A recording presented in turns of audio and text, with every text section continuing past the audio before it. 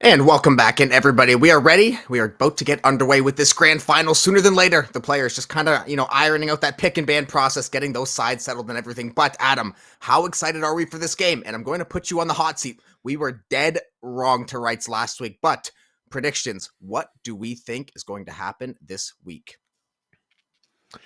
Oh, it's going to be tough to sort of make the call in terms of what the sort of series prediction is. I mean, if we're looking for, first of all, we've got to figure out what the maps are first and foremost. But I think realistically, I want to have the Canadian bias. I want to just be like, you know what, UBC is going to take it 3-2 in that. And I mean, you know what? I'll just stick with that. I'm gonna be the hot take caster. I'm gonna be the one where they sort of like elbozo me if Here anything we if it go. goes wrong. But we have the maps now going up here, and as expected, Bind going to be sort of that priority pick for the side of SJSU. In terms of my prediction, 3-2 UBC. We're sticking with it. I think they're going to make the losers bracket run of destiny.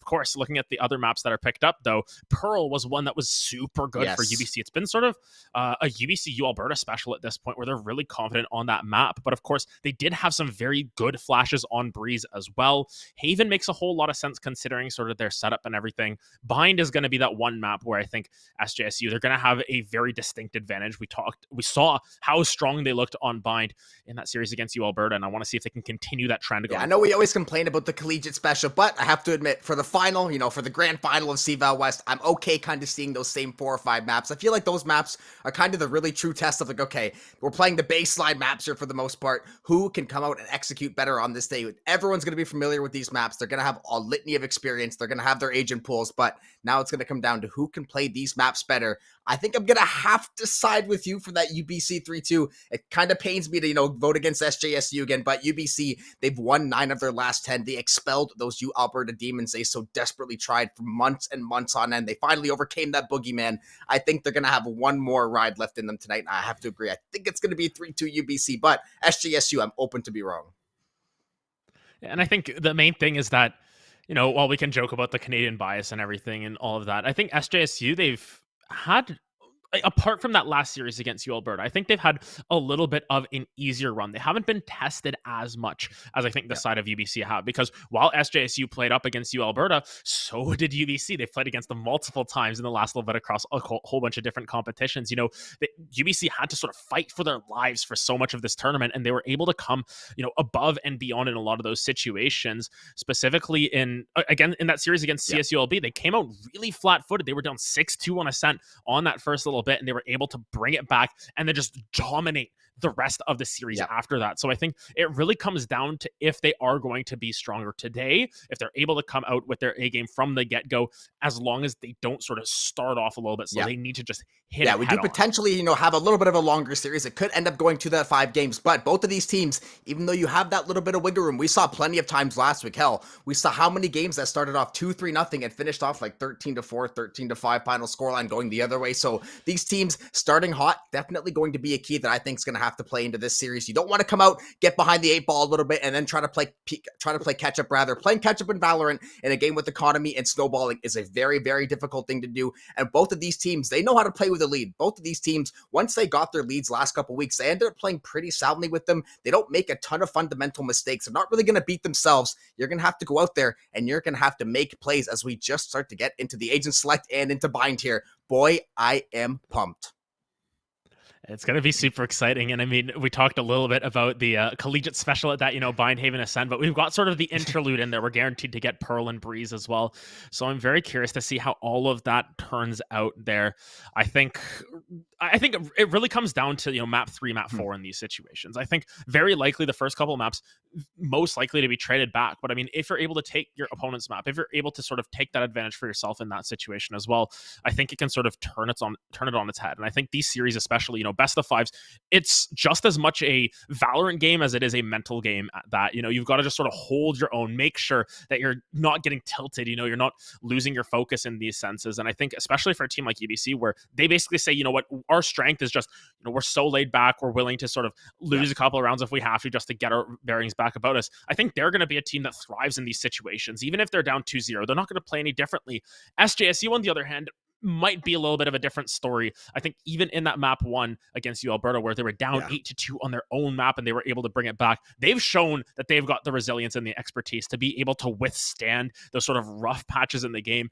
the end of the day, though, it comes down to who's better today. Yeah. And that's it. It all comes down to who is better exactly today, December 11th, 2022. Exactly, yeah. Time of day, 3:13 if you're on the West Coast, 6:13 for us over here in the Eastern time. Both these teams, though, they're starting to slowly get ready into the lobby here. I think you made a lot of good points. Both these teams, are they going to be ready for it? Is UBC's laid-back style, kind of being that tilt-proof team, is that going to kind of play back into their hand? Or is SJSU, who's been a much more streaky team? We talked about UBC for all their worth, too. 9 out of 10 of your last games being W's. That's going to be a massive stat going line in your favor. They've got to be feeling so good about how they played lately. SJSU, they did have that little bit of setback. They have really gotten back on track the last little while here. That's going to be the thing, though. If one of these teams does get behind, are they going to be able to muster that strength and make that comeback? And another good point that you made as well. You said it's really important to hold serve on your map choice, maybe hopefully trade it back the other way. But how many times have we seen, whether we're doing other collegiate broadcasts or here over on Face It, a team picks a map, gets the doors blown off of them. They go to the other team's map into their home turf, and they end up blowing the doors back off of them. It just seems to happen so often. So it's always curious to see how is it actually going to play out.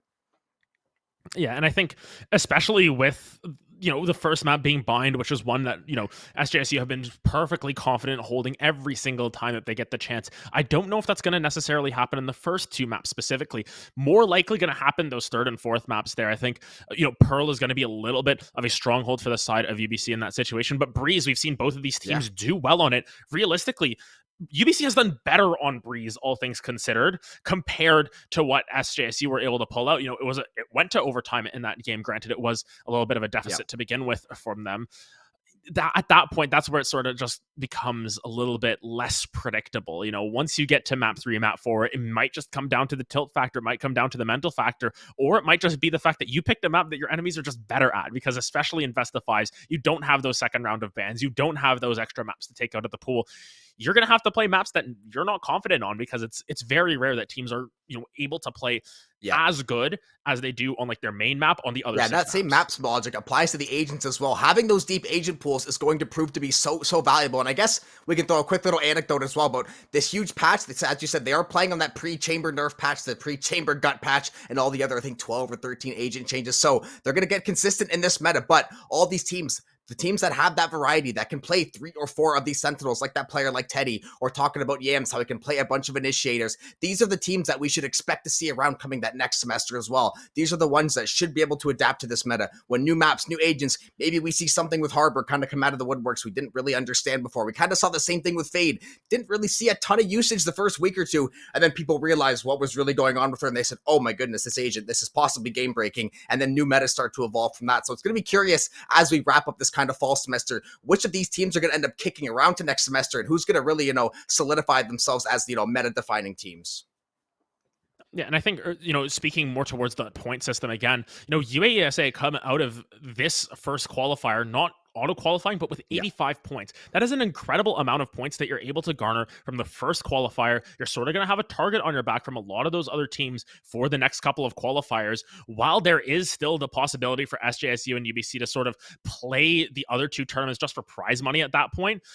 It's still going to be, sort of the U Alberta Revenge Tour in a lot of ways. Unfortunately, they weren't able to play out their semifinal. Unfortunately, they weren't able to sort of give us an extra game yesterday, but they're still a team that is incredibly confident. The main thing that I'm going to be curious about, I want to say, not concerned per se, I want to see how Velocity does on an agent not named Chamber, because they have played Chamber every single game that we can find on VLR. They have not played any other agent. So they've only played Chamber, and now they're going to have to be like, is Chamber still worth it? Can I make new Chamber work? And if they can, so be it. But it might be something different. But enough about you, Alberta, there. We've got ourselves a great series on our hands. UBC, SJSU. We had a little bit of a crash to start us off here, but nonetheless, we are getting right into game here. Game number 1 of this CVAL Grand Finals for the West Conference here. It's going to be SJSU, San Jose State University, up against the University of British Columbia. Winner takes all. Well, at least they take an extra little bit of prize money. They are qualified for those CVAL. Yeah, finals. Battle of Canada versus the United States of America. North America pitting 2 of its best against each other to decide who will end up coming out on top. Both these teams we mentioned, we talked about their journeys here. We talked about the players. We talked about agent map breakdown statistics. We talked about all of it. Now, it is time for the players to do the talking. Moments away from this first pistol round kicking off. CVAL West Grand Finals begins right now. And already little bit slow, just sort of feeling things out here for both of these teams, playing a rather default standard here. The spike over towards that B side, looking towards this A side, see what they can find out. SJSU, of course, starting out on this attack, already dropping down all of those smokes there, but you can see where the spike is. It's a little bit of a fake, a little bit of a faux pas coming through, and they're just going to go through that teleporter, move towards that B site. And those rotations on Bind, as always, so quick and so difficult to deal with. Yeah, having those teleporters always going to be nice. Yams drawing first blood of this match. UBC, we're going to see a 3-for-3 actually. Both of these teams getting down and dirty, throwing a couple haymakers back and forth, but we're going to end up with 2 members each alive, and looks like Khan will be the first one to plant this spike, and we'll have our first retake of Grands.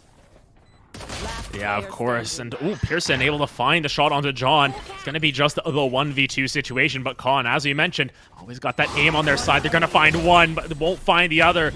We're going to secure the round for UBC as they open themselves up in these grand finals with a nice little defense win there. He embarrassed the margins, though. 81 health on Inoob. Could have been going anyway. Canada. UBC taking the first round of this grand finals. We saw a very even back and forth round. Honestly, it came down to 1 player left alive in the entire server. So you can already see from the pistol, from the get-go, both of these teams look to be very, very evenly matched. It's going to now come down to what's the economy going to look like? What kind of buys are we going to be in store for? What is the rest of the game going to look like for these 2 teams? Yeah, and you can see, of course, the force buy coming through from the side of UBC. They want to try and take all of these guns out of the side of SJSU. But look at this. Round 2 in the game number 1. They're forcing on the opposite side. It's a huge change of pace. They've got these stingers in tow. They're trying to get their momentum as quickly as possible. They don't want to give any free rounds over to the side of UBC. And already Inoob, though, going to cut down Thig in their tracks. Of course, already claiming a victim on the opposite side. Granted, we'll see how the rest of this goes out as Pearson finds another one. Yeah, those battle stingers are doing work in showers there. Pearson picking up a couple. I don't know, and Khan going to trade out a pair for each of themselves, though. Now, into this 3v1 right now. All onto Khan here to try to make heads or tails of this. See what kind of play he can make. But that stinger, that spike in a dream, can get spotted out. They saw that spike get sucked away into showers there. It's now going to all come down to the timing. And can Khan maybe try to find 1 or 2 kills and, try to make it a little bit expensive for UBC here? And interestingly enough, you see the Seekers are available on Khan there. They can use those if they want to try and maybe clutch out this round. Of course, has the stinger. They put a lot of investment into this for the side of SJSU after dropping that round 1. So it really comes down to how much they want to invest at that point. Flash going to come forward, but Yams clutches out the round once again. It's a 2-0 lead for the side of UBC. And that economy from SJSU not going to be in the greatest of spots now. Honestly, they might just be forced to save on round 3 here. So effectively giving over a rather large advantage to the opposite side. Yeah, definitely going to be that advantage. We're going to see a little bit of a save come through for SJSU. They're trying to force that. When things end up not going your way, you're going to be stuck just a little bit. We're going to see UBC picking up a couple of these Spectres, a couple of these SMGs as well. I don't know. Going to be over there on that Bulldog. He has that long-range engager. He's been so good on those rifles, on these long-range tools. But we're going to see what this next round will have in store for us.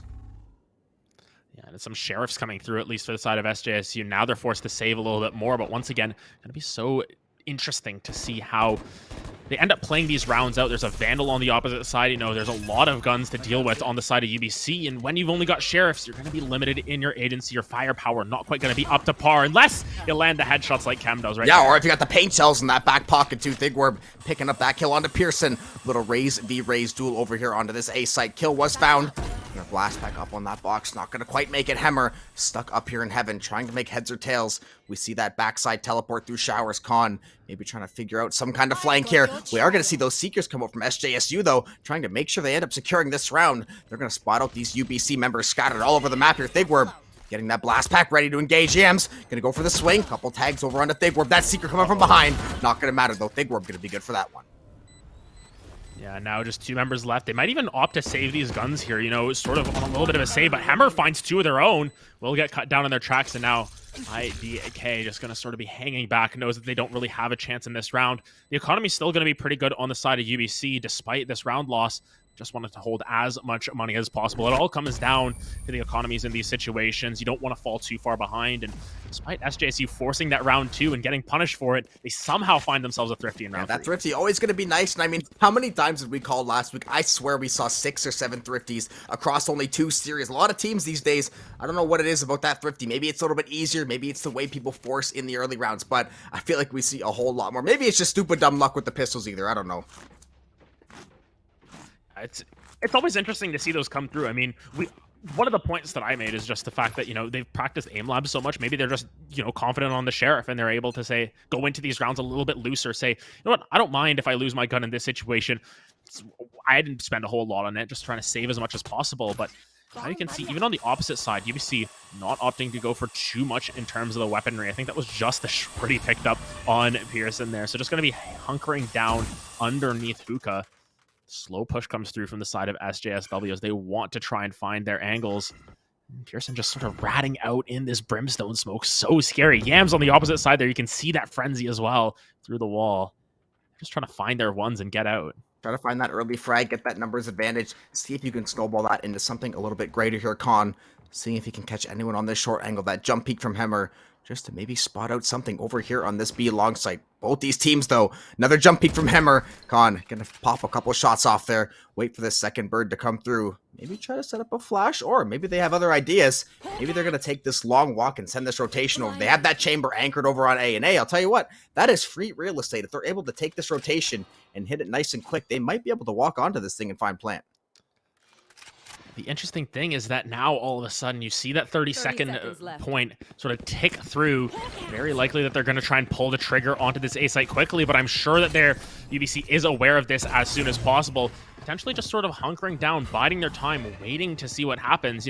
It's a very late push coming through from the side of SJSU, but as soon as that spike goes down, it's going to be 5 members strong pushing together. Once again, we talked about the team play coming through from UBC. Can they play together? Can they, trade each other out in these situations? Especially when you're down the firepower specifically, you're going to be in trouble. Those paint shells, they just push everyone back, buying so much. Yeah, Raise on Bind, a combo as old as time. Chem going to pick up one. Teddy, though, the Headhunter, is also going to find one as well. So SJ doing a very good job holding this A side down. John Hem getting in on the fun as well. Those paint shells toward Lamps, not going to find anything. All going to be onto one member here. John Hem picking up that kill onto Hemmer. That's going to be a clear out for SJSU, and they're going to take that one. Yeah, picking up a second round for themselves here now, sort of evening out the economies. It's going to be full buys on both sides. First time we get a gun round here. Usually we see this around round 3, round 4. Instead, it's going to be round 5 after a force misstep and then, the thrifty on the back end of that. Just interesting pickings here for both of these teams in terms of how they've opted to play out this early game. Realistically, I think that the side of UBC had enough credits. We can't actually see the credits right now, unfortunately, but I'm sure that they had enough to buy last round. It's more so that they just wanted to wait until everyone was stocked up. Everyone had that economic advantage for themselves, and now they're going to continue to try and push forward, sort of match the firepower that the side of SJSU have come out with in this early stage. Yeah, that's kind of the tricky thing about Bind. You can get in there and make a whole lot of noise, but you can also get taken out very, very quickly. We're going to see that paint shell go back to the backside of box there. The blast pack onto that box as well. Thigworm sets himself up beautifully for that flank. Takes out Hemmer with ease. They look like they're going to clear out this B site. Only one member. That's going to be Khan, kind of stuck in the back wing there, trying to see if he can make some kind of play. But the B plant will come through, and SJSU once again going to try to lock down this site and take this round. See the smoke already coming down to sort of forcing the side of UBC back, but you can see, I believe that is, it's Yam sort of lurking around the side, throws that dog out as well. Pearson going to try and come through this elbow area. There's so many people peeking at the same time. Actually, really good lob on those grenades. Khan going to be forced out. It's Chem be able to trade that one back. Chem finds 2 for themselves as Yams goes down once again. Thigworm once again linking up with their second kill of the round, and now the operator going to be removed from play. John Ham completes the round for SJSU as they start to take a lead for themselves here. That's a lot of damage to the economy there. That was an operator you picked up by the side of IDK, immediately cut down, absolutely no value. Yeah, that's what we talked about. This SJSU team, so many of these members are so deadly right now. They can pop off at any given moment when you make those heavy investments. They can end up turning back around on you, and you could, find yourself in the very, very bad way. You could find yourself getting picked off with that very same operator the next round. That's why all these decisions, they're so interesting to see how aggressive these teams want to play and maybe what kind of ideals they have going into each round. Yeah, of course. It's going to be a nice blind through showers. They know that this sort of, these extremities pushes are going to be what matters. Thig, though, able to find a great pickup onto IDK there. Headhunter's going to be removed from play. We know how lethal those chamber bullets can be if in the right positions. Not going to be able to find value there. And Pearson walking forward with that ultimate. Showstopper going to be completely stopped there. The show did not go on. It was canceled. It got rained out. No, got to take a rain check date on that one. Not going to find anything, but UBC, they do still have control of this A and this B site, although I will say SJSU hasn't really made too many moves off this backside spawn yet. They're just kind of sitting around here, seeing what is to come. Figworb trying to clear out this middle area. Anubis behind the box, and Pearson to that short right corner. Prowler's gonna go out there. Vandal, perfect spray down. Pearson gonna fall. Yeah, now just the rest of the push is going to come through for the side of SJSU. They find a couple of picks for themselves, still 5v3 situation. They're going to continue to push forward, try and find whatever angles they can. Con taking a little bit of damage from Inoob there, but the Stinger just not going to match. Teddy cuts him down in their tracks. Yam's going to be cut down next, and it all comes down to Hammer. The Anchor not quite going to be able to clutch that one out. It's a flawless round for the side of SJSU. They don't lose a single member. They continue to push forward their lead. Yeah, SJSU, like you said, doing such a good job putting these rounds together back to back to back. They have been so solid. We talked about that team play. They have done such a good job getting onto site, playing those backside of those sites, locking things down once they get inside there, and they have done an excellent job, kind of shutting things down. Right now, UBC looking to bind some manches. We know bind, though, definitely can favor that attacking side some of the time, so very curious to see as we get to this mid-late stage of the game how things are going to start to shake out. Yeah, and I think the major thing for the side of UBC is just sort of holding the line once again. They talked about how they don't like to get tilted in these situations, but aggressively forward, Thigwerb going to make sure that they don't have any room to play with. Great orbital strike going to come down from John Hamm to find one. Once again, through showers, they're just pushing forward so aggressively. SJSU, they've gotten into their groove here 4 rounds in a row, and they're going to continue to lay down the law. Yeah, they're doing such a good job trying to get back-to-back here. Just got to figure out what they can do to put these rounds together, though. Just got to see how the rest of these rounds are going to play out. Spike going to get placed down here. SJSU holding the line once again. They still have all 5 members, and they've been doing such a good job of playing off of each other. Hammer, though, going to take a walk here. Teddy's going to be checking into them, but it's a nice shot coming through from Hammer. They read it out. They're going to be able to find their man. Now sort of confused as to what's going on here. UBC sort of lost in translation. Spike is on A. Yam's going to find one on the way through. I think we're able to trade that one out. Last 2 members might just be trying to save their guns in this situation. As you can see, John Hamm and Thigwerb just going to keep walking forward, trying to sequester them out, trying to find them with everything they're worth. John Hamm finds IDK. It's all down to Hammer once again. Gotcha. Anchor for the team. Going to be that last one left alive. Finds one for themselves. Going to be turn around that corner. Thig going to be able to find that 3K for themselves. SJSU find their 5th round in a row, and they are on a heavy roll at this point. Yeah, they are on a very heavy roll indeed. They have done so well kind of putting these rounds together. And SJSU, we talked about UBC being that more consistent team recently, but SJSU, they got a little something for us. They said, hey, we know we had a couple setbacks. We are ready, and we are revved up. They're going to have that showstopper in the back pocket. Thigwerb, he's going to be looking to make some plays. Ultimately, though, what kind of idea are they going to have? UBC maybe kind of solving that puzzle for the time being, but now what is going to be the play? Yeah, and you can see just going to try and move towards this B site once again. They've had a couple of successes at A. Skyflash going to actually spot them out early here. Yams getting that early information. Dog going to be able to find out what's going on there as well. He's going to use all this utility in here. They know they have the weapons advantage. Khan finds another one onto Yams. Going to be traded back, though. IDK finds the chamber ditto, and all of a sudden, these teleporters are going to be coming through a plenty. All 4 members running through. They're going onto this A site. Trademark, though, is going to be absolutely massive and just slowing them down, unless it gets shot down by the likes of John Seekers Hamm. are going to go to that backside of A, see what they can muster up there. Getting a couple shots from Inoob there. We're going to see Hammer making that heaven flank. Does Thigwerb have an idea, though? He's trying to hold down this back hallway here. Pearson trying to see if he can find the angle on that Battle Stinger. Trying to make something happen right now. But SJSU, they walk onto site. They find that plant. Now it's going to be Thigwerb finding 1. Good for 2. Back-to-back headshots. That's going to be 2 down for UBC. Paint shell out toward Hell as well. Trying to make the read onto Hammer. They make a great one. John Hamm's going to shut that one down. And SJ is on to 6.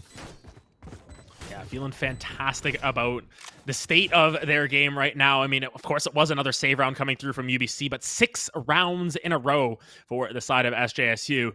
Still a little bit puzzling to see them go for a little bit of a force on round 2, but it doesn't end up punishing them that much. It ends up just being, clear out from there. And now UBC sort of need to get back recentered, get back into that sort of round 1, round 2 mindset where they had that advantage, where they had, the call-outs and everything, where the communication felt like it was just a little bit clearer, because thus far it just seems as if they're on different pages. The teleporters coming down, they're just getting lost with the pace that SJSU are putting up.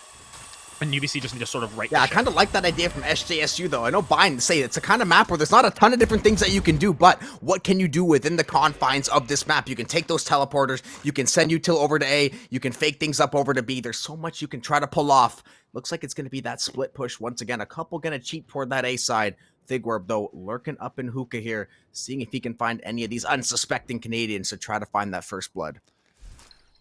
And I think Big Warp has had a very strong opening here. Connie gonna find that kill, and the hammer is traded out, but here comes a showstopper coming down, trying to find anyone. Gonna be able to find him in the corner, gets there one. Now Thig just alone on this site, just eating up so much time. Look at how many members are forced to sort of think about where they're going. They don't want to just lose more members to the meat grinder that is Thigwar, but instead they are just gonna opt to bounce out. Just gonna teleport right back over to B. These rotations from SJSU are breakneck. Yeah, it's like those pro rotations we talked about last week. Teams are kind of running in circles around each other right now, but those teleporters, I mean, hey, they're there for a reason. This is the only map with those teleporters. Nightfall and Tour de Force both gonna be in play, though. Thigwar, though, he might have a disgusting flank. 3 members, 1 Brim Smoke separates him from this entire UBC team, essentially. Oh, my good goodness. for 2. Looking to find that 3rd one. He's gonna find it. 4 on the round for Thigwar. The flank of the century. That's 7 for SJSU. What an absolute demon. Oh, fantastic play coming through from the side of SJSU. Once again, just trusting in Thigwar each and every time to be able to find multiple members. This Raze has had a fantastic performance thus far. Sort of just hanging out in base for the time being, but nonetheless, you can just see that the economy is really rough for the side of UBC. They're forced onto like a hero rifle coming through from IDK. They need to find anything to go in their favor. It was actually the Tour de Force that was popped last round. Didn't get any value. Once again, that's what it's sort of coming down to. You gotta keep holding the line if you are the side of UBC. You've got to try and wait for your opening because you can still salvage the last 3 rounds of this half and potentially get away with only a 7-5 difference. But as we said, Bind has been the stalwart map. It has been the comfort pick for SJSU for, it feels like, years at this point. They've been playing for so long. Granted, Pearson will be able to find that pick onto Thigwar. At least they open it up and give themselves a little bit more space. For the exactly. UBC, this is what they kind of have to do. You have to try to find these early picks. They let SJSU just run all over those teleporters. Like when you let the kids out to play, they just you can't wrangle them back in that easily. SJ, they kind of start to free flow around the map, and UBC, they have to do a better job of kind of shutting that down, making them pick one site. Like, hey, we're going to try to force you. We're going to try to funnel you into certain areas of this map. Looks like they're going to cheat up very heavily toward this middle area, though. Going to take one shot for his trouble. Haunt going to go out there. Teddy on the flank through shower, so going to pick that one up. IDK picking it up in return. Once again, both these teams returning fire back and forth. UBC still has that slight numbers advantage, but they got a little, SJSU still has to do something with the spike. Yeah, and the main thing is that there's still a weaponry advantage. Is actually Teddy going to find one on the Hammer as well. Yams with a Sheriff. It's Pearson with the Vandal. They're going to have to find value. Ham just comes around the corner, firing, spraying, and praying, and now Pearson's got to guess. Going to go over towards this B site, and if now you're going to have to find a way to clutch this one out. This is your time to shine, Pearson. We've seen you do it before. You'll do it again, potentially here. Already taking a couple of shots on the way in. They just the angle. Going to hop on top of Box. It's going to be 1. But Teddy secures the round. 3K for the chamber. 8 rounds in a row for SJSU. They are on a tear. They are so hot in this Yeah, series. and I actually love this timeout coming from this UBC side. You mentioned SJ. They are on an insane run right now. They cannot be stopped. These boys are white hot. They are feeling themselves. They are not feeling the pressure of the moment so far. Or, could potentially be, hey, Bind definitely favors that attacking side. They're playing into that. But, hey, you got to ultimately go out there and execute. And so far, they're finding multiple ways to execute. And that's what makes it so impressive. They're taking the teleporters. They're flooding the A site. They're flooding the B site. You can see they kind of had UBC confused for a little bit. So this timeout for UBC maybe gives you a second. Hey, take a breath. Slow down. We know we're not going to, we don't have to go on tilt yet. We got lots of game to play. Let's just settle into one strategy. Let's see if we can get a couple picks nice and early and make things easy on ourselves. And I mean, we were talking a little bit about the fact that they were, having a rather strong performance for themselves. I mean, that is an understatement at that. 15-5 max credits on this Raze. Use that showstopper 2 rounds ago and now almost has that fully charged up once again. You can see that this side of SJSU are just so confident. Granted, UBC going to be able to scrap together a full buy this time around. There's the operator picked up on IDK. Inoob going to use all of those credits there. Miss out on 1 Prowler. Could end up making a little bit of a difference in this round, but nonetheless, UBC know that they are under pressure. They need to make something happen for themselves. They want to try and get back in this game because thus far, after the first couple of rounds there, SJSU have just had a massive performance. Yeah, it has honestly been a Bind masterclass so far in offense. Now we're going to see that Tour de Force rear its ugly head once again, seeing if SJ can find any value with this one. IDK on the operator. They're going to let them know that they're in showers, just playing for this ultimate orb, though, getting ever so close to that showstopper. IDK, though, operator down mid, just locking things down. These 2 SJ members trying to see if Showers is going to end up being that play they want to make. It is a decently heavy A stack. They do have that Sky, you know, kind of playing that connector, but now going to make that rotation over to A. The side of SJ, though, being ever so patient. And with a big lead like this, I actually kind of like this patient play.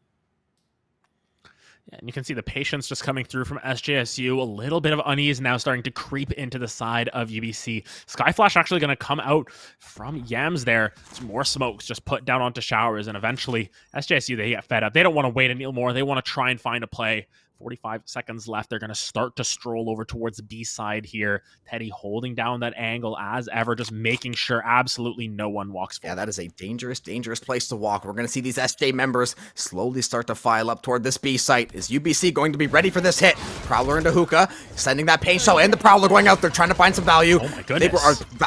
Pain Shell's back the other way. Orbital Strike as well. John Hamm taking out Pearson over in Hookah. That stun going to come through as well. That Fade Decay going to be topping up all those SJ members. UBC, though, finding kills in droves. Inoob and Yams going to work. Hit in the face by a Seeker. Chem's going to fall as well. It is all on the Thigworm, getting sprayed up from all angles right now. UBC like a firing squad. Rifles trained on him. He's trying to survive through the brim smoke. He only has 33 HP in a dream, and I don't know, will be the last man to put that bullet in him. He will take out Thigworm, and UBC taking a much, much needed round.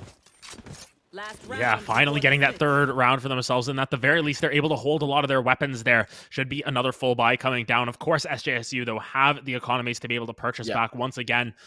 While it is a little bit of a resistance coming through at the 11th hour, or the 11th round, so to speak, still going to be a little bit challenging for the side of UBC to get back into this one, because they're going to have to make some magic happen on the opposite side of the map. They're going to have to play into SJSU's defense. I think a main thing that we saw in that U Alberta SJSU series was that their defense was almost better than their offense in a lot of senses here. You know, they've just been so seasoned on this map. They get it time and time again. Teams would rather ban out a tougher map like Icebox in this situation than this one here. And now you've just got to deal with the consequences at that point. You know, you have to deal with the fact that SJSU are just in their comfort zone, and they were making sure that UBC. Yeah, a little bit of a zoning ult in the middle there. That Orbital Strike. Thigworm, though, trying to get right onto site, get some action going. He's going to hear that one to the right. IDK and the Operator. Oh, going to be too much, though. Too quick with that shot. Khan going to answer out. Now Showstopper coming in backside as well. Still going in with that Operator, though. 3v3 Hemmer also getting a part of the party here. I don't know. 3 on the Operator. He's going to be looking for his potentially 4th of the round. John Hamm, though, finally going to shut down that spree. Now Hemmer trying to find the timing. That spike is planted. Finds one through the spray. Inoob, though, going to clean up that round for UBC. And once again, they're going to take their second in a row, and the first half is going to be going 8-4 in favor of SJSU. And they just make an SJSU sandwich out of the first half there. You know, the first 2 rounds, the last 2 rounds, making sure it checks out at the end of the day. Nonetheless, still going to be an uphill battle here. And once again, though, these pistol rounds does end up becoming quite important in this situation, because it's the difference between being down 2 rounds at the end of your pistol plus bonus or being down 6 rounds at the end of pistol and bonus. You need to make sure that you are ensuring these pistol rounds for yourself. All comes down to your grit and determination. Once again, this is game number 1. There's still a lot of Valorant to be played. It's good to see that UBC are able to get back with a little bit more of a resistance in the latter half of that. Yeah, and that's honestly usually how we're going to see things. It's always kind of that feel-out process, whether it's sports, esports, you name it, anything in life. You always know when you get out in front of, especially a team you maybe haven't seen that much. SJSU, it's not a team that UBC is going to be playing a ton of times throughout the year. So while you're going to have film on these teams, you're not really going to have the feel for these teams. Thigworm, though, he's got a feeling someone's in mid, and he's going to find a real early frag on IDK. That's a very aggressive move, but I love it. And I'm going to be curious to see what Thigworm's first blood percentage is in this game, because every single time it just feels as if they're the first man on the call, or it's Khan finding one there. These 2 members have always been oh so clutch for the side of SJSU. And, it's a little bit of damage taken by Pearson as well. 43 health isn't going to be too conducive to success at this point. Granted, topped back up, going to be forcing out some of that utility from the side of the Sky as well, but nonetheless, it's just a slow push. The spike is still not even picked up by anyone. They're just trying to feel it out, see what works for them. This trademark going to be shot down, so at the very least, they know that they're thinking about Hookah now.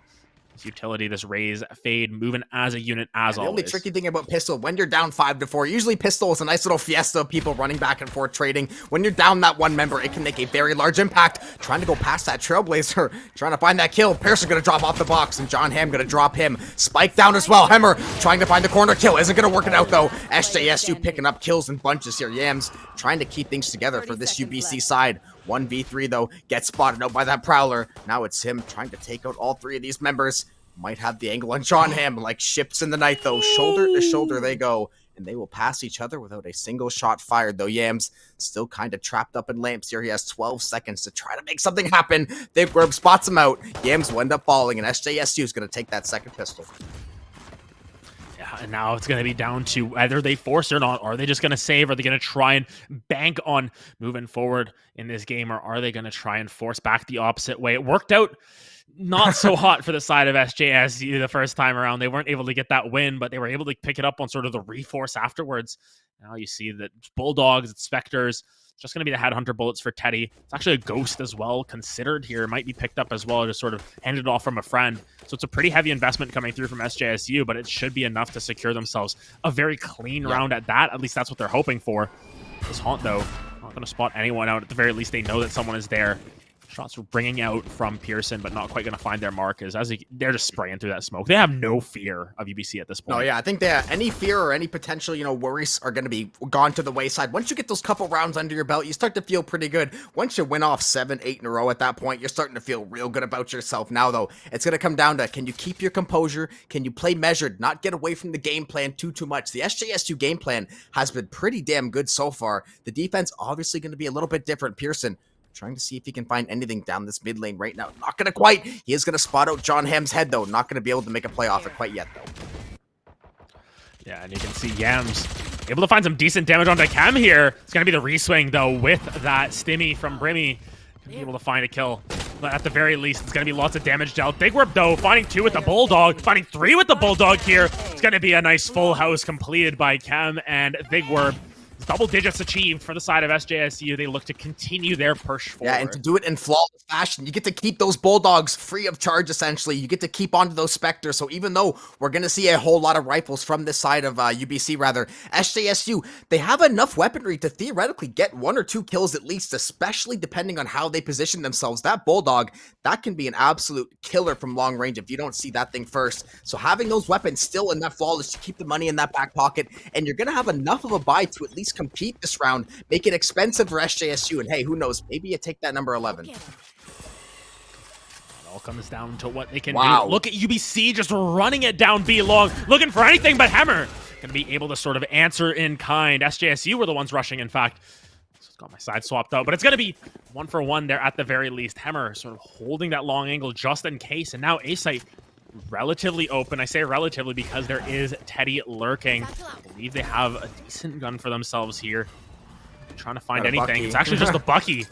Never mind. Talk about decent. It's going to be decently getting out of there, trying to save with their life. Depends on your definition of decent. 2 feet away and Lamps, actually a great spot for it. But when you get paint shelled out of there, you got a TP to heaven. He's going to be on that Headhunter, seeing if he can spot out anything. Pearson taking out that Trailblazer through Lamps. Both these teams kind of holding the line of scrimmage, but the first chip to fall is going to be Teddy there. Noob going to get that first kill. John Hamm answering that one right back, though. 3v3, Yams still doing work, taking out John Hamm in return. Pearson trying to cut the angle. Finds a great one on Con there. That short left corner doing work. Now all on Chem, seeing if he can find these guys one by one. He will not be able to in UBC. They drop a couple guns, but more importantly, they end up taking the round. And I think that the credits that they have remaining, they can sort of disperse among everyone, make sure that everyone has another rifle buy here. Even still, Hammer should have enough to purchase one of their own if they so desire. Depends on if they want to sort of re-up the inventories here. It's going to be one picked up by Hammer at the very least. IDK most likely just going to go for a full stack of Headhunter bullets there. Effectively a rifle if you can just land the shots at that point. They are a little bit more expensive to deal with if you miss, but nonetheless, SJSU going to be getting their full buys back the opposite way. The only sort of flaw there, the light shields picked up on Chem. Nonetheless, UBC just fighting tooth and nail, sort of the Canadian way, eh? Just going to keep fighting as much as they can. Like a hockey fight at this point, While, some of the Canadian hockey teams haven't had the most success. San Jose's team was good a while ago. I don't know how good they are in terms of the NHL teams now. They've had better days. And over to talk about, those California kids. They're the ones that are cool, calm, and collected. This Canada team, they got to brave those harsh winters. Kind of, iron sharpens iron. But Chem, though, nothing about that one. He's going to pick up that first kill. Pearson right there for that trade. Now Hook is going to be the play. They're going to jump out through Pearson. No members of SJSU here for that contest. They should be able to find the spike plant. Teddy, seeing if he can maybe find an angle here. Those paint shells are going to be in a good spot, though. trying to get these guys forced them to the right side. Beautiful job. Spray transfer, double kill. 3 on the round for Pearson. UBC, now they're showing life, and now they're really starting to put this game together. Yeah, sort of lifting up the spirits a little bit, getting into their groove a little bit more here. Pearson, after a little bit of a slow start to this game, picking up a 3K now. Now got the double-digit frags coming down, and now you look at the economies here. It's a little bit rough on Ainu, but for everyone else, they're sort of able to purchase. They've got an extra one in the back pocket if things go south this round. And you see on the opposite side, Big Werb going to try and sort of have a Hero Spectre. Not quite the gun you want to have if you're trying to, carry your team with one gun alone, especially against the likes of these Vandals and Phantoms. But at the end of the day, it's something that they may not expect. It could work out for 1 or 2 if you're able to find the right angles. As you can see, Thig just sort of vibing in hookah right now, getting a little bit of a double peek going with Khan. Doesn't seem like anyone's going to check here. There's 4 members towards this B site once again. Only one holding the line there is going to be Teddy. And while Teddy is very capable of doing so, it's not quite the ideal situation, especially with this play. Prowler versus Flash. Go through Noob, though, and take out Khan, at least getting 1 for his trouble, though, both of those teams. SJSU has been playing so aggressive on this defensive side, and having those pistols, you're kind of hoping to create these little cheeky off angles to try to steal away these kills. Ends up kind of working out in their favor. 2 for 1, considering the weapon. Not bad. Headhunter, headshot found, though. Teddy putting in work. IDK doesn't even know what hit him. That's going to be a 3v3. And don't look now, SJSU, they're making this round a little closer than we thought. Yeah, and at the very least, they've picked up at least potentially one of the rifles on their way through. It's Kem who has that Vandal now. Going to be able to find the head on Hammer, and now starting to get into dire straits here for the side of UBC. You had the round in your favor. Nightfall even going to come down. John Ham coming through from the side. It's going to be a little bit of a pincer maneuver. This Fade stuck in lamps. Yam's going to be holding the line. It's just going to be down to Yams at the end of it. John Ham. Pros don't fake. It doesn't matter. Teddy finds the 3rd with the Vandal. And SJSU find themselves a thrifty, their 2nd thrifty of the game here. Now up to 11. They're feeling real good about their situation. That is a fantastic round from SJSU. They end up that early engagement from that Sky Flash. You could tell they were already trying to take these fights on their own terms. It ends up working out a 2 for 1, 2 rifles for 1 pistol. You're going to take that all day long. Then eventually Teddy picking up a couple of those kills. Kem recovering that Vandal, ends up finding lots of value with it. SJSU, they move around the map so well. You can see how well coordinated these guys are. Kem picks up that last kill needed, ends up getting the Nightfall, snowballs that one into that site push, and now they're sitting at an 11-6 lead. They have that showstopper in the orbital strike, but SJSU looking for that early peak once again. Noob gonna find the first blood of the round, and Pearson, that same hookah play, gonna go completely sideways for them. Showstopper walks out, and through the window there, Pearson picks up yet another one. UBC hitting SJ with everything and the kitchen sink so far. I mean, it's fool me once, shame on you. The double peek worked the first time to at least get 1. Fool me ties, shame on me. Not gonna happen again. Oh, the satchel peek almost enough. John Ham gonna be able to cut them down, but with 30 health, not gonna be in the greatest of situations. They even know he stuck around to pick up that gun once again. 2v4 situation for SJSU. They're finally met with force the opposite way, and now they've just been looking to save a little bit here. Look at how far away Teddy is. Does not want to contest this. Gonna save the orbital strike. Gonna save that operator. And at the very least, SJSU just gonna be able to walk this one out. UBC gonna find their 7th round here. Surely. There's no world that they sort of run these down. Run it down would be a very good description, because if they ended up losing one of these guns, it would be classified as running it down on a lethal level there. But they're gonna walk away. Keep all that money, keep the weapons in that back pocket. They're going to give that one over to UBC. If you're SJSU, you don't want to give away too many rounds in a row, but it is 11-7. Theoretically, in a perfect world, you're going to chain 2-3 ultimates together. You should be able to win 1 round just off of vault economy. Then you're going to be on map point, again, theoretically. So they think they're in a pretty good spot still. I would have to agree. UBC, they have definitely shown a lot of life in this attacking half, but it has been a pretty even second half so far. They're going to have to, win 2-3 in a row if they really want to keep this one going. Yeah, it's 3 rounds apiece at this point. I mean, this is something that at this point in the first half, UBC would have loved to be in this situation where they've still got sort of that momentum going for them. Now it just feels as if, oh my goodness, they just walking forward with that showstopper forces out the teleport. I don't think I've ever seen a Raze just walk with the rocket launcher and be like, you know what? I'm zoning you. I'm using this as a zoning alt and everything. And it works. But look at where Thigwarp is. They've taken the walk all the way through attacker spawn. They're going to find the shots on the IDK. What the hell is that rotation? Listen, he said the showstopper didn't get you. I'm still coming for you. He ends up going on an Idino hunt there. Yams and Hammer, though, that orbital strike is going to end up finding that kill over onto Teddy. UBC, now with that one-man advantage. Boombot into Hookah. Oh, gonna get popped. A lot of damage going over the paint shells to Thigwarp, hitting him with everything he could. Yams picking up that kill to trade things out. 3v2. Those Seekers still working their way around the map. Look at that long pick through B-Log. That Seeker, it is getting its paycheck right now. Finally circling over to tree. Is not going to land, though. Paint shells back across that site, seeing if they can find anything. The Prowler, though, they're going to get all the info they're looking for. Thigwarp, good for one. Had 4 on the round. 1 off that ace. But Noob, luckily there to shut things down for UBC and keep this game going. Yeah, the double peak just a little bit too much for Thigwarp to deal with. They found themselves an insane flank, just taking the long walk home, just going all the way around, doing a little bit of a tour to bind at that, but it's only going to be 4 in the round. You know, they do everything that they can. 24, 12, and 3. Wow. And once again, they're going to force the Spectre here a little bit. It's SJSU with a couple of Battle Stingers here. They're trying to make sure that this round isn't as easy as it seems from the surface for UBC, but nonetheless, you look at the economies on the opposite side. Pearson specifically is rolling in the dough, can afford to buy 2 Vandals if they so desire next round. Oh. And oh my goodness. The teleport. IDK.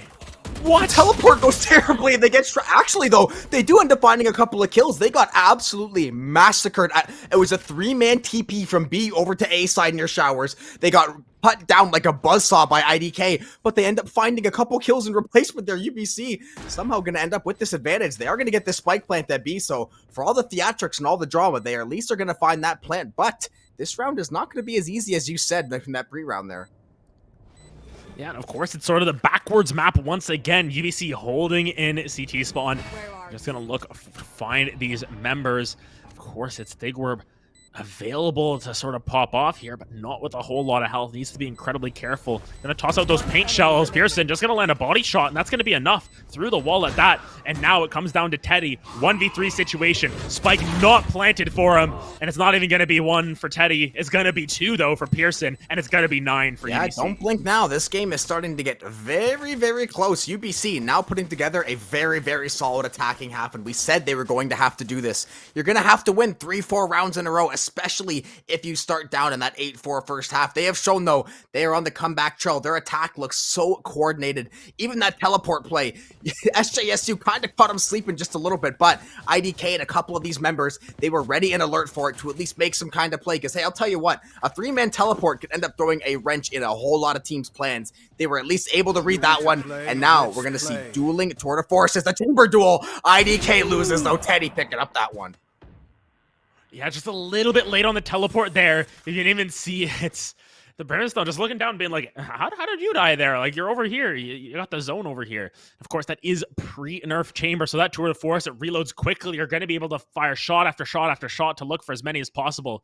And Teddy, as always, going to be true to their aim. Pearson just going to be holding this spot for now, just saying, you know what? No one's walking past my line of sight. And Teddy on the opposite side says the exact same thing. No one is coming through Hookah on my watch. For SJ, this could be a little bit of a tricky round as well. They don't have the greatest economy right now. They're really kind of relying on this round to take over. They're going to pick up that 12th round. They do still have that tour de force, though. That is going to be a key factor, especially on defense. You can just have them sit back, play an angle, play carefully. Oh, beautiful swing out of Hookah. But Teddy's going to find him with that tour de force. Hammer, though, going to shut that one down. Now going to molly that back sight. They should be able to find this plant over onto the B side. However, though, they're going to take the walk to A. That is a genius play. They're going to rotate over through showers here to this A side, but it was actually read by this SJ team. They have a couple members back through mid as well. Look at the timing of Thigwarp. He's made such a good read.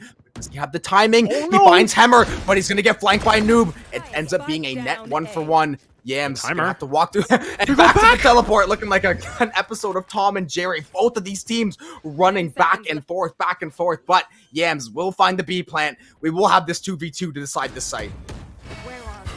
And I'm just stalling out Chem here. Will lose that, though. It all comes down to Yams. 75 health in a dream. That's 2 body shots. Got to be careful. Oh. John Hem trying to hold the line. Going to get shut down as well. And now it is Yams versus The fade here, gonna have to try and survive against Chem. Beautiful. Great C's though coming down, doesn't see the angle, and Yams clutches it out, and UBC get to tag. That is massive. That is potentially game-saving from Yams. No. And I'll tell you what, we mentioned the economy of SJSU not being in that good of a spot. They actually will be able to get some rifles this round, a little bit of redistribution, but the way this game keeps on going, UBC, the momentum is firmly in their possession now. They have to grasp it, and they're going to keep trying to run with it. That is a clutch play. Both of these teams, though, you can see the adjustments already being made. They are playing off these early pushes. They're trying to read and react to these different situations. They seem to be ready for almost anything. We see so many net trades until the very, very end, and ultimately UBC able to clutch out these last couple rounds, and they are only one round away from tying up this game. And honestly, for UBC, the Yams may be all they know, but that fade seize was just a distraction. Chem threw it out, and it didn't look the same way. Pearson able to pick one up early into that round. UBC playing the numbers game once again. This game was looking pretty doomed. We saw them sitting at 8-2, but apparently 8-2 is just the most cursed scoreline. Who needs the 9-3 is the new 9-3. 8-2 scoreline. That's basically what it is. Inoob finds another kill on the opposite side, and now Teddy on this off angle, trying to cheese anything out. It's not going to be the cleanest of pushes here. Teddy going to find one.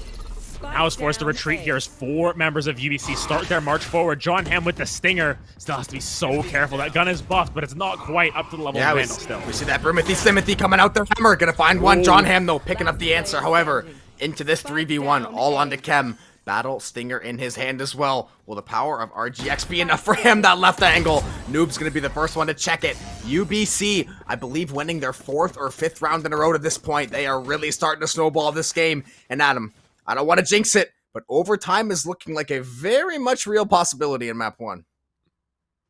Yeah, I mean, both of these teams have sort of played their hearts out at this point. You can see the purchase coming through from SJSU, San Jose State, saying we need to hold the line. It's everything in the kitchen sink thrown at this round. They need to win this round because even if it goes to 12, it's going to be so hard to find a Thrifty off the back end of this. They need to take this round away from UBC. Of course, UBC on the opposite side, if they lose this round, they still got the economy to buy up. So it's more desperate for SJSU in this situation. They were, though, going to be forced all the way out. Showstopper going to be doing a little bit more damage to Pearson than to anyone on the enemy team. A little bit of a gaff there, but nonetheless, going to continue to hold these lines. That this attack has just been so patient from the side of UBC. I love that they're playing for these picks. They're playing more as a team, and that's sort of what's turned the tables for them. They were down 10-4 at one point. They've been down 6 rounds twice in this game, and yet here we are, 11-11, basically down. This is mini overtime. There goes Nightfall, double Prowlers. They're going to hit this A site with everything, trying to find that first kill. That's a massive pick. Teddy going to fall. Con answering though with Yams, killing the Lambs. Nightfall back the other way. Both these teams refusing to give an inch. John Hamm picking up a pair for himself. We are now into this 2v2. John Hamm in Lamps. Can he find the timing? Noob just walking out of showers toward that heaven site. Now both of these players, what is going to be the play? John Hamm, can he find the timing? Him and Hemmer. Orbital strike though to try to find some value. Tags down to 30 and he's going to cross that TP. That's going to give UBC all the info they need. That site's going to be cleared out.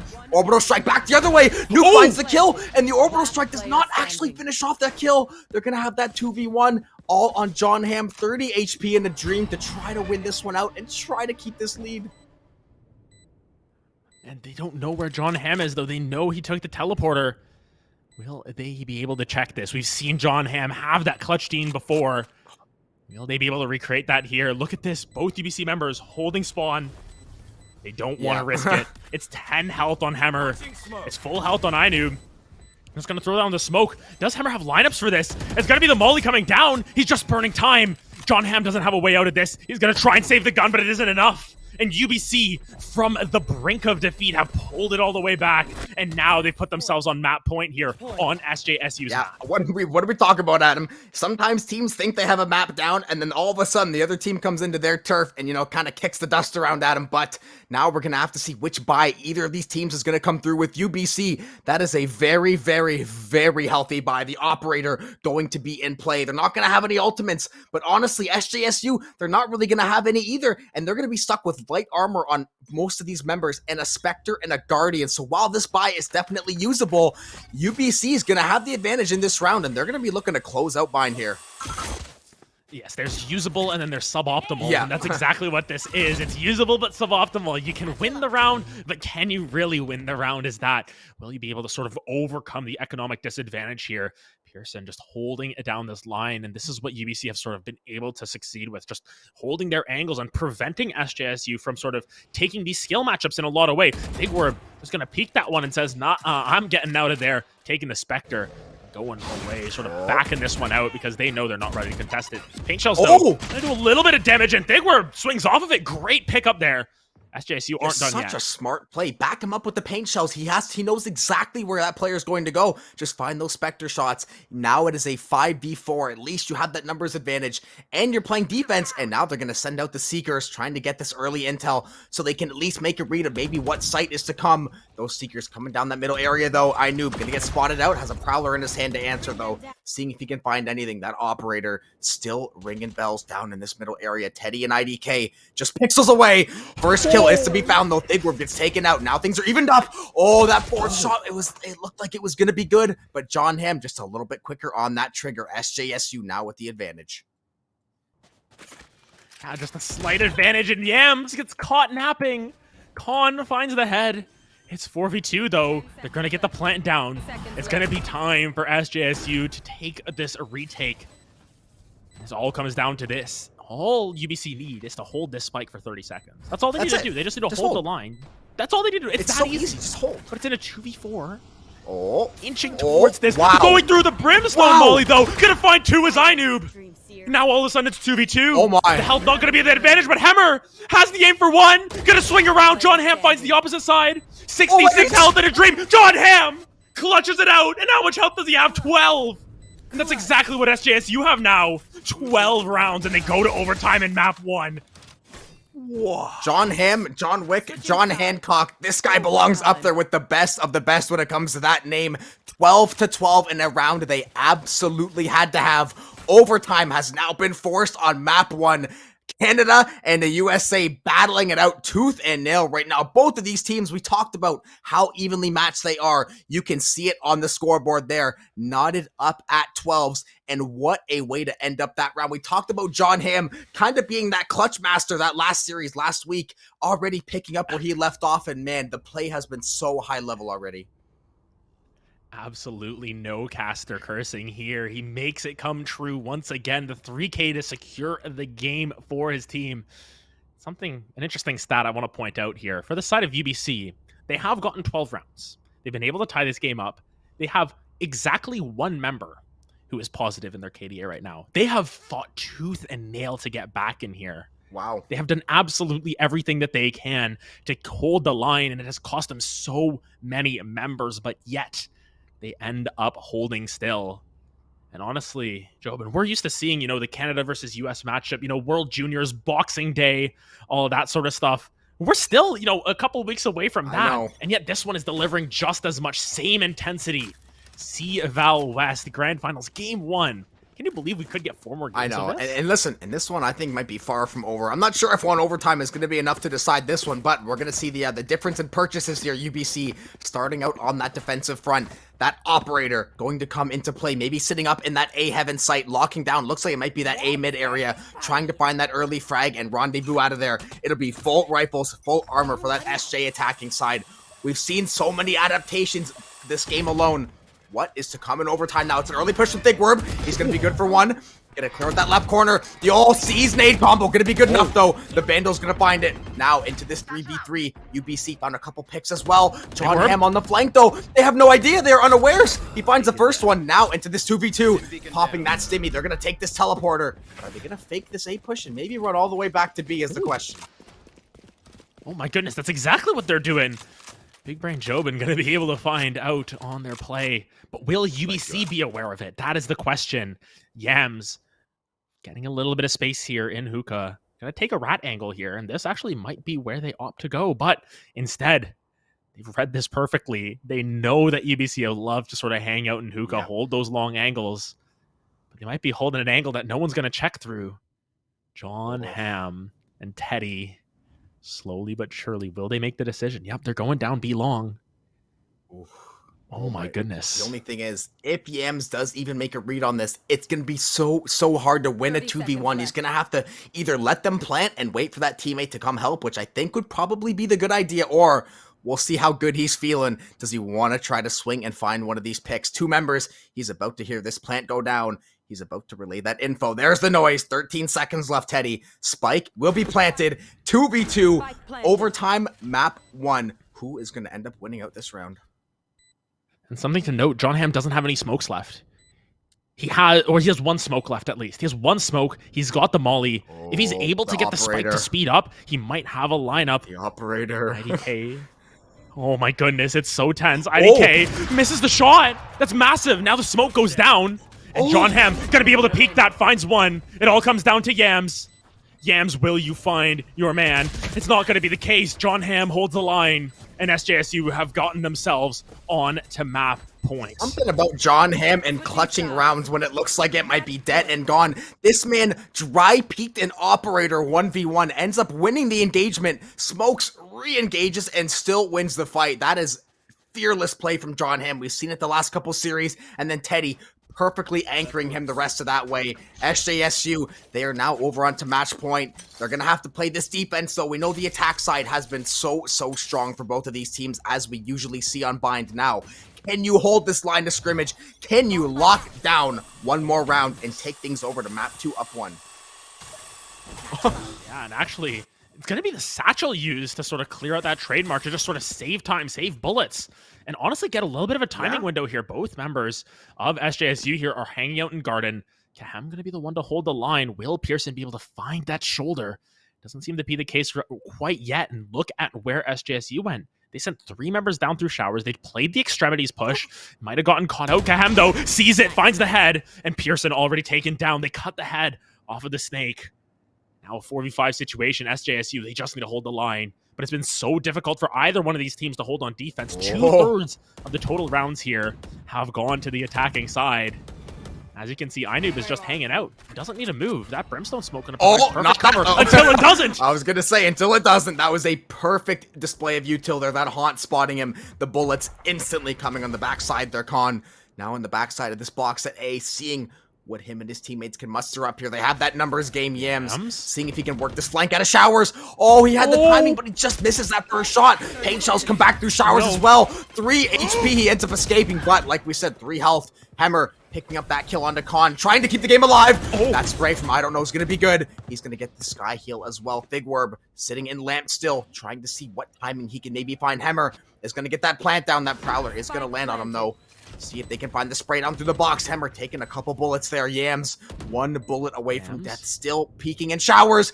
He's actually going to survive. He's going to keep his life as well. Blast pack backside the box. They will get the spray down through the wall. I don't know. Back to trade out that kill on Teddy. Yams 3 HP. Nightfall invested. Why not? It's the last round of the game. Chem 4K on the round. SJSU are going to ice map 1. They're going to take Bind 14-12 in overtime. UBC will fall this first time. America up 1-0.